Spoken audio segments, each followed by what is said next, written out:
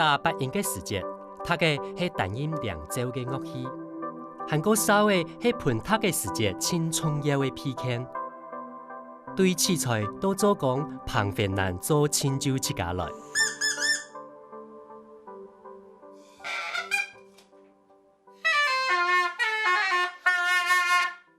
客家八音有一道嘅跳嘅，做得表现出盆读嘅经验也嘅表演技巧。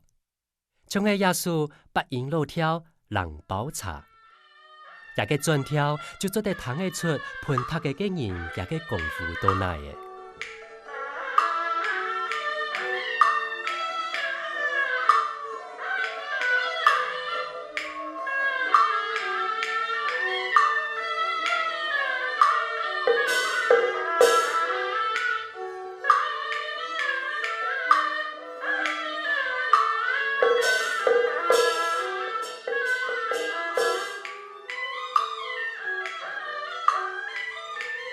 作为客家八音的一个主奏乐器，或者说整个乐队的一个灵魂的声响，唢呐它之所以特别，是因为我们相当依赖唢呐的各种技巧的展现，去呈现出八音的一个风格。它整个声响透过你的气的运用，跟你的速度，跟你的一个力道，去配合哨子，去形成气的循环运用，在这个共鸣体里头产生的一个最终的一个声响的处理。所以说，